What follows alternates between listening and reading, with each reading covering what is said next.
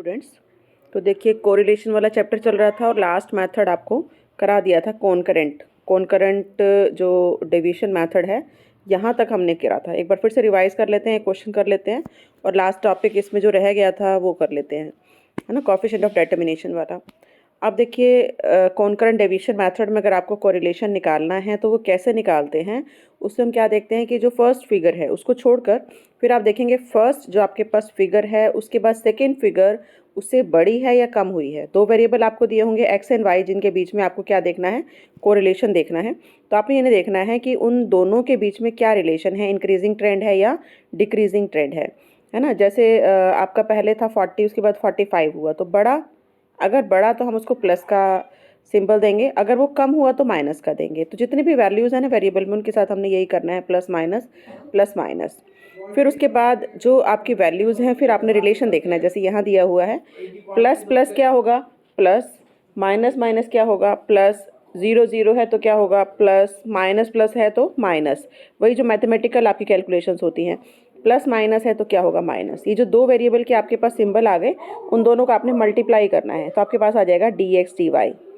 First one जो आपने x से लिया, जो डेविएशंस ली ये आपकी क्या होंगी dx, जो आपने y वेरिएबल का लिया वो होगा dy, और उसके बाद इन दोनों को मल्टीप्लाई करके ये आपके सिंबल्स आएंगे इसी तरीके के, ठीक है। तो उसके बाद आपने क्या करना है, फिर इसका सम करना है ना। मतलब जितने भी आए आपने सम कैसे करना है, जितने भी प्लस के साइन हैं वो आपने काउंट करने हैं, और काउंट करके फिर आपके पास जो है वो c की वैल्यू आ जाएगी। यहाँ पे आपको एक c निकालना होता है, तो वो c कैसे आएंगे, जितने प्लस हैं, ठीक है। फिर आपने ये वाला फार्मूला पुट करना है, आर सी का मतलब कोरिलेशन कौन से मेथड से, C here refers to concurrent deviation method, ठीक है। और आपका जो फार्मूला है वो क्या है, plus minus 2c minus N by N. Plus minus इसलिए लगाएगा, प्लस हो तो भी चल जाएगा, माइनस होगा तो भी चल जाएगा। तो आपने 2 को c से मल्टीप्लाई करना है, c की वैल्यू क्या है, जो जितने प्लस के साइन हैं, माइनस n करना है, n here refers to number of items, x की जितनी आइटम्स हैं और वो आपके n हो जाएंगे, y के भी उतने ही होंगे ऑब्वियसली, तो वो आपका n हो जाएगा।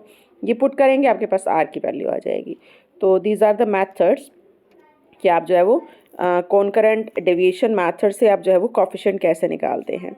इसके बाद ये क्वेश्चन हमने कल कर लिया था, इस क्वेश्चन को और देख लेते हैं। ये देखिए, ये आपको कुछ फिगर दी है, मंथ्स हैं, ए का शेयर दिया है, बी का शेयर दिया है, ठीक है। अब इसमें कुछ माइनस में भी वैल्यूज़ हैं, तो यहाँ आपने ये नहीं देखना है कि बड़ा है या कम हुआ है, जिसके साथ माइनस है, क्योंकि वो ऑलरेडी आपको निकाल के दिया हुआ है कि ए का जो शेयर है वो -4 से कम हुआ है, मई में 3 से कम हुआ है, जून में 4 से कम हुआ है।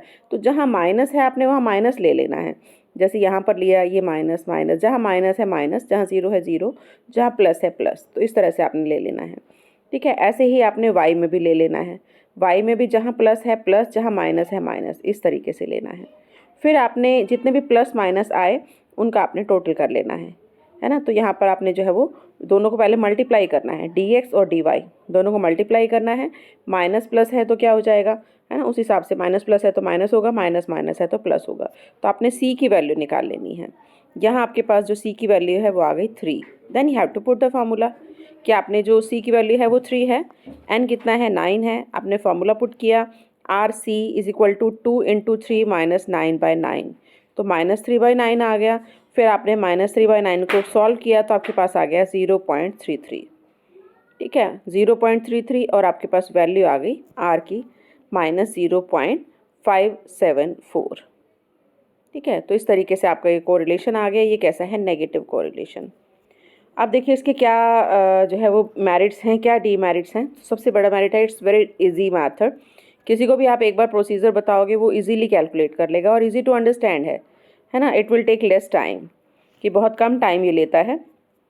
इसी तरीके से बहुत, जब नंबर ऑफ़ आइटम्स बहुत लार्ज हों, कैलकुलेशन बहुत टफ हों, तो वहाँ पर आप क्विकली निकाल सकते हैं। इंक्रीज़ हो रहा है तो प्लस कर दिया, डिक्रीज़ हो रहा है तो माइनस कर दिया। तो ये शॉर्ट टर्म फ्लक्चुएशंस को कैलकुलेट करने का बहुत यूज़फुल मेथड है ना, इसको यूज़फुल किया जाता है। बट उसके बाद देखिए इसके अंदर कुछ कमियां भी हैं, कि इस मेथड से सिर्फ आपको डायरेक्शन पता चलता है कि इंक्रीजिंग ट्रेंड है या डिक्रीजिंग ट्रेंड है ना। बिल्कुल एक्यूरेट फिगर आपको जब चाहिए कोरिलेशन की, तो उसको फाइंड आउट करने में ये यूज़फुल नहीं है। अगर लॉन्ग टर्म आपको चेंजेस देखने हैं तो ये जो मेथड है फिर ये सूटेबल नहीं है।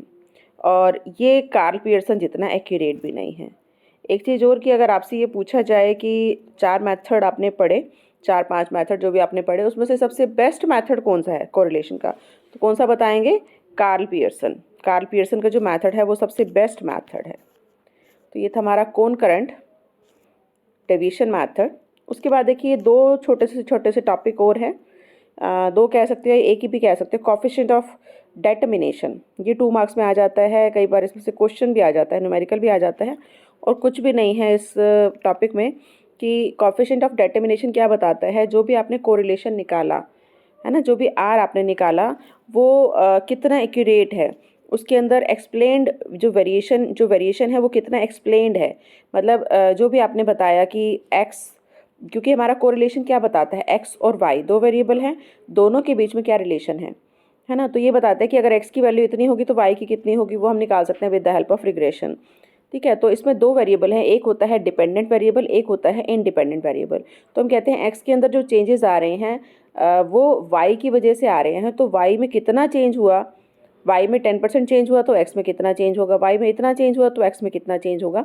तो कोएफिशिएंट ऑफ डेटर्मिनेशन यही बताता है कि जो चेंज होगा उसमें कितने परसेंट दूसरे वेरिएबल की वजह से होगा। जो डिपेंडेंट वेरिएबल है उसमें जो चेंज होगा इंडिपेंडेंट वेरिएबल की वजह से कितना होगा। जरूरी नहीं कि सारा का सारा उसकी वजह से हो, और भी बहुत सारे फैक्टर्स होते हैं। तो देखिए कोएफिशिएंट ऑफ डेटर्मिनेशन क्या बताता है। कोएफिशिएंट ऑफ डेटर्मिनेशन ये बताता है, coefficient of determination is defined as square of coefficient of correlation. Coefficient of correlation का क्या होता है, स्क्वायर होता है, और it is denoted by R square. It is used to interpret of coefficient of correlation and comparing the two or more correlated correlation coefficient। तो we can say कि simple में आप ये बता सकते हैं कि सपोज x की वैल्यू पहले थी 100, अब वो हो गई 150, कितना चेंज हुआ 50%, 100 से 150 हुई। तो ये जो 50% चेंज हुआ वो y की वजह से कितना हुआ, that is coefficient of determination, कि y ने उसको इतना इम्पैक्ट करा है ना। अब ये निकालेंगे कैसे, तो इट्स वेरी सिंपल। इसको निकालने के लिए आप क्या करेंगे, जो आर आपके पास है, जो आपने आर निकाला, उस आर का अगर आप स्क्वायर करेंगे तो आपके पास आ जाएगा कि दूसरे वेरिएबल की वजह से कितना हुआ। ठीक है, देखो जैसे एग्जांपल दिया है, if coefficient of correlation is 0.9, ये देखो कोएफिशिएंट ऑफ कोरिलेशन आपका क्या है 0.9 है। तो जो कोएफिशिएंट ऑफ डेटर्मिनेशन है वो क्या होगा, वो होगा 0.9 का स्क्वायर, कितना होगा 0.81। इसका मतलब which implies that 81% of total variation in dependent variable occurs due to independent variable. मतलब 0.81 का मतलब 81% जो वेरिएशन हुई वो किसकी वजह से हुई, दूसरा वेरिएबल, जो दूसरा वेरिएबल है इंडिपेंडेंट वेरिएबल x, उसकी वजह से हुई। बाकी कितने बचे 19%, वो 19% किसी और फैक्टर की वजह से हो सकता है। तो जो इंडिपेंडेंट वेरिएबल की वजह से हुआ उसको हम क्या कहेंगे, coefficient of determination. I think concept clear हो गया होगा। अब देखिए इसको निकालने का एक फार्मूला और भी है, एक तो आर स्क्वायर है ये वाला फार्मूला, वो क्या है, explained variance divided by total variance. ऐसे भी आप निकाल सकते हैं, अगर आपको एक्सप्लेन्ड वेरिएंस दिया हुआ है और टोटल वेरिएंस दिया हुआ है तो आप इस तरीके से निकाल सकते हैं, explained variance divided by total variance. या जैसे बताया था आर स्क्वायर अगर आप कर देंगे तो उससे भी आपका क्या हो जाएगा, मतलब आर की वैल्यू आपने निकाल ली, उसका स्क्वायर करेंगे तो आपके पास आ जाएगा कोएफिशिएंट ऑफ डेटर्मिनेशन। और एक ये देखिए, एक आपका है कोएफिशिएंट ऑफ नॉन डेटर्मिनेशन, है ना। जो कोएफिशिएंट ऑफ नॉन डेटर्मिनेशन है वो क्या बताता है कि जो दूसरे फैक्टर्स जो चेंज हुआ उस चेंज में अदर फैक्टर्स की वजह से जितना चेंज हुआ वो है कोएफिशिएंट ऑफ नॉन डेटर्मिनेशन, या जिसको हम ये भी कह सकते हैं 1 माइनस आर का स्क्वायर, है ना, 1 माइनस आर का स्क्वायर। ठीक है, तो इसको भी हम क्या कहेंगे, coefficient of non determination. I think meaning clear हो गया होगा। जो भी टोटल वेरिएशन हुई उस टोटल वेरिएशन में इंडिपेंडेंट वेरिएबल को छोड़कर बाकी वेरिएबल की वजह से जो चेंज हुआ उसको हम क्या कहेंगे, कोएफिशिएंट ऑफ नॉन डेटर्मिनेशन। तो इसको हम ऐसे निकालते हैं, के स्क्वायर, के से डिनोट करते हैं नॉन डेटर्मिनेशन को, is equal to 1 minus R square.